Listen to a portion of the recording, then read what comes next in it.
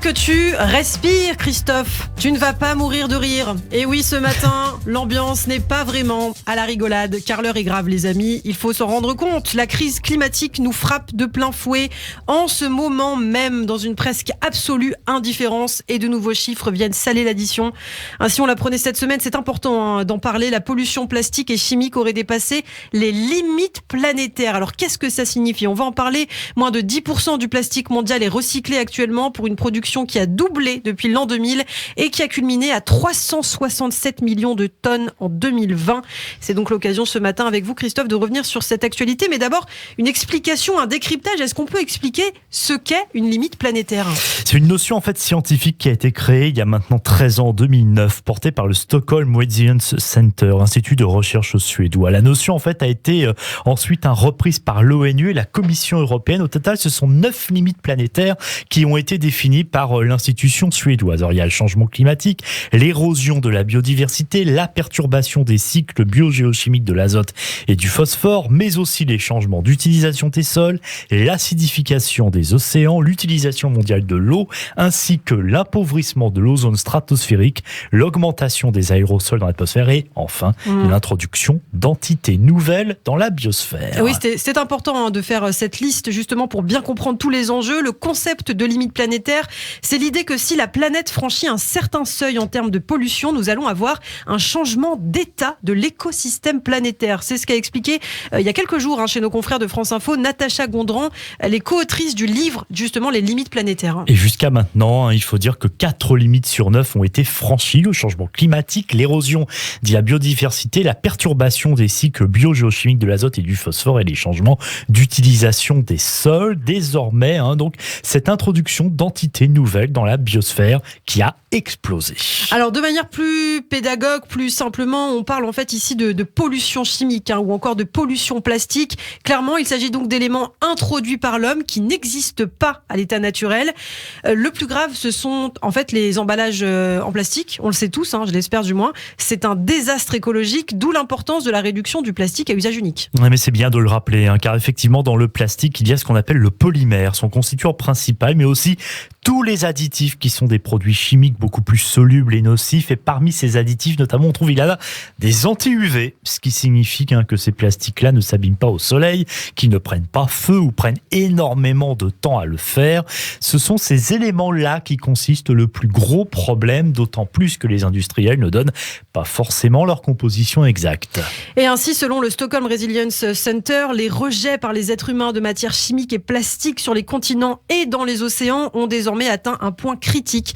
En 2016 déjà, il y a 6 ans, les humains rejetaient 11 millions de tonnes de plastique par an dans les océans.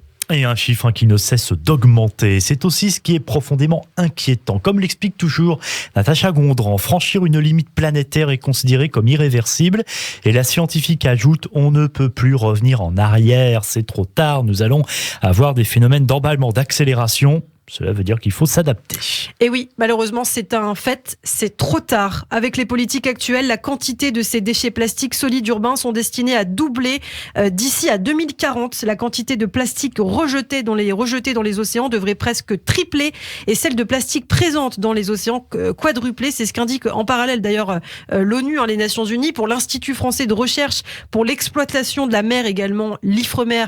95% des déchets plastiques flottant à la surface de l'eau finissent dans les fonds marins. Aujourd'hui, il n'est plus possible de les ramasser car cela reviendrait trop cher. Et c'est ce qu'ont effectivement affirmé en février dernier des chercheurs du groupement de recherche polymère et océans. Trop cher et laborieux, le plastique est même devenu un nouveau type de sédiment. Des chercheurs australiens estiment en effet que les fonds marins de notre planète sont désormais recouverts de 8 à 14 millions de tonnes de microplastiques. Alors certes, si nous sommes émus bien sûr de ces images de déchets plastiques à la surface des océans, à juste titre, de ces tortues qui s'étouffent en avalant des sacs plastiques qu'elles confondent avec des méduses, le gros problème est en réalité invisible à l'œil nu et s'installe dans une indifférence générale. En fait, tout cela, il faut l'expliquer, vient de la dégradation du plastique dans l'eau. Et oui, le plastique n'est pas biodégradable, on l'a expliqué, il prend énormément de temps à prendre feu, il se transforme, il devient du microplastique, puis du nanoplastique, des morceaux dont la taille est inférieure au millième de millimètre. En France, par exemple, dans l'estuaire de la Seine, une étude a relevé jusqu'à 45 particules de microplastique par mètre cube d'eau et de 300 à 3000 microplastiques par kilo de sédiments en 2021, donc c'est tout récent, c'est l'an dernier. Et puis sur les sols aussi, Christophe, c'est un désastre. Oui, exactement, c'est le cas. Le plastique utilisé pour les cultures, comme le recours à une simple bâche, a des conséquences à long terme. En plus des sols maraîchers, il y a ceux des décharges et des sols urbains qui sont des mélanges de sols naturels avec du remblai et des déchets. Par conséquent, comme dans les océans, les innombrables morceaux de plastique présents dans les sols se dégradent en éléments de plus en plus petits, peuvent alors se retrouver dans les vers de terre et les autres organismes. Pire, il peut également y avoir un échange de ces plastiques dégradés entre les sols et l'eau, des rivières jusqu'aux mers et aux océans. Et justement, d'où l'intérêt, on le dit souvent, de ne pas jeter son plastique n'importe où dans l'eau. Par exemple, des lentilles de contact, il ne faut pas les jeter dans les toilettes, par exemple, dans les toilettes ou dans de l'eau. Voilà, il faut vraiment les jeter dans la poubelle. Alors, concernant la pollution chimique, la pression est importante aussi sur les sols utilisés pour les cultures. La viticulture, c'est 3% des terres agricoles françaises, il faut le rappeler, mais c'est 20% des ventes de produits phytosanitaires également dans notre pays.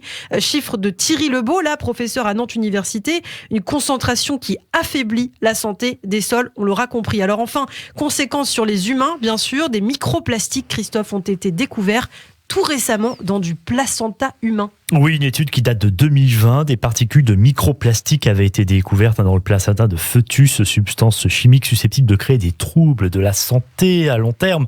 Selon les médecins, Carlos Marquez, chargé de recherche au CNRS, a indiqué lors d'une étude du l'an dernier que des résidus microscopiques issus de polystyrène étaient capables d'affecter le fonctionnement de nos cellules en se logeant dans les couches membranaires.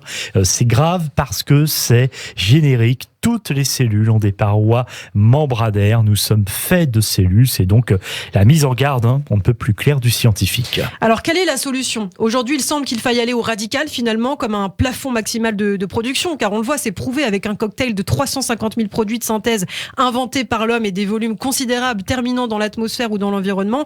Les effets que nous observons sont suffisamment grands pour affecter des fonctions critiques de la planète Terre et de ses écosystèmes. Oui, mais le chemin de pénitence reste long. Le niveau de la production initiale ou de la gestion des déchets ne permettront pas de faire l'impasse sur une baisse des volumes fabriqués. Alors, si cela semble évident, ce n'est pas considéré comme une vérité, que depuis peu, plus vous produisez, plus vous rejetez. Et oui, c'est la conclusion de Bethany Carney-Almroth, qui est la co-autrice de l'étude du Stockholm Resilience Center. On meurt étouffé de nos produits chimiques et plastiques. C'est le message choc dramatique publié sur Twitter par Olivier Fontan, ancien directeur du Haut Conseil pour le climat. C'était le 18 janvier dernier. On aura l'occasion, Christophe, d'en reparler sur cette antenne.